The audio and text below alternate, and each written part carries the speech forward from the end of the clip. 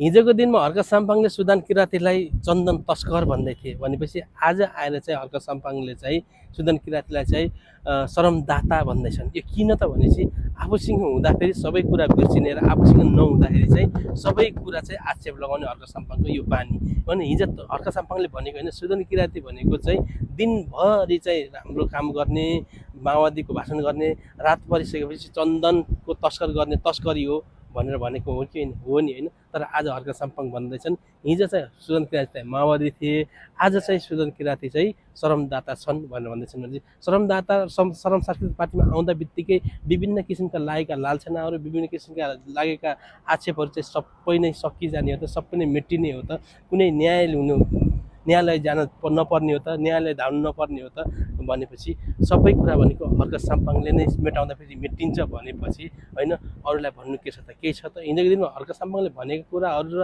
सुनेको कुरा सम्झिने भनेपछि सुदन किराँती चाहिँ कुन नैतिकताको आधारले चाहिँ हर्क साम्पाङसित गठबन्धन गरे होलान् भन्ने जस्तो लाग्छ कि, हर्क साम्पाङसँग अनि आए होलान् भने जस्तो लाग्छ कि मलाई त। भनेपछि तपाईँलाई कस्तो लाग्छ? किनभने हर्क साम्पाङले त्यो दिनमा भनेका कुराहरू त एउटा एयरपोर्ट बनाउने कुरामा चाहिँ हर्क साम्पाङले के भनिरहेका थिए, त्यस्तो किसिमको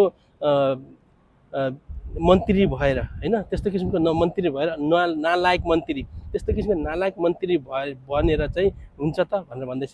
अनि हिजोको दिनमा चाहिँ सुदन किराँती चाहिँ अलग हुँदाखेरि चाहिँ नालायक भए होइन, आज आएर चाहिँ सुदन किराँती चाहिँ फेरि हर्क साम्पाङको शरमदाता भए भनेपछि अब ल भन्नुहोस् हर्क साम्पाङको नैतिकता कस्तो रहेछ, हर्क साम्पाङको राजनीति कस्तो रहेछ भन्ने कुरा यहाँबाट बुझ्न पऱ्यो कि परेन जनताले। भनेपछि अझै सबै जनता चाहिँ धेरै जनताले चाहिँ अझ हर्क साम्पाङ जिन्दाबाद, हर्कबाद अरे। हर्कबाद भनेको के हो त? हर्कबाद भनेको त्यही अर्कालाई चाहिँ आक्षेप लगाउनु, अर्कालाई चाहिँ गाली गलौज गर्नु, अर्कालाई चाहिँ तुच्छ वचन सम्झिनु र सरकारलाई चाहिँ असफल बनाऊ भन्नु मात्रै, त्यही मात्रै चाहिँ हर्कबाद हो त, अरू हर्कबाद होइन।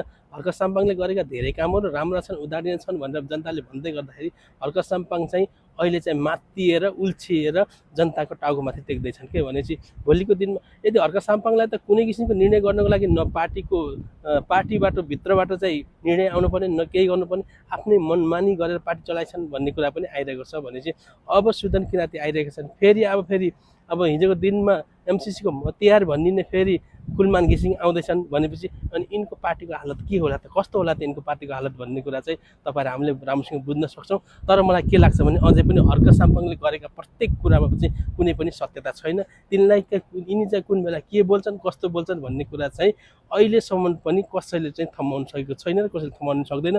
किनभने हर्क साम्पाङले बोलेका कुरामा कुनै पनि सत्यता हुँदैन र शैलीता पनि हुँदैन र यस्तो किसिमको राजनीतिले जनतालाई कस्तो किसिमको चाहिँ यिनले चाहिँ उद्धार गर्छन् र जनतालाई कस्तो किसिमको होइन यिनीहरूले चाहिँ देश दिन्छन् त भन्ने कुरा चाहिँ तपाईँ हामीले राम्रोसँग बुझिरहेका छौँ। त्यसैले हर्क साम्पाङको पछाडि लाग्नुभन्दा अगाडि चाहिँ 100पल्ट सोचेर मात्रै लाग्नु होला। किनभने हर्क साम्पाङले गर्दाखेरि नै देशमा अहिले चाहिँ धेरै जसो नारा जुलुसबाजीहरू भइरहेको छ। यो नारा जुलुसबाजी चाहिँ व्यर्थको छ। हिजोका दिनमा पनि यस्तै किसिमका नारा जुलुस भइरहेका थिए भनेपछि आज पनि हर्क साम्पाङले यस्तै किसिमका नारा जुलुसहरू बनाउँदैछन्। तर यो कुराबाट चाहिँ सचेत रहनुपर्छ, नेपाली जनता बचेर राख्नुहोस्। किनभनेपछि भोलिको दिनमा हर्क साम्पाङले तपाईँलाई खाल्टामा हाल्नेछन् है त।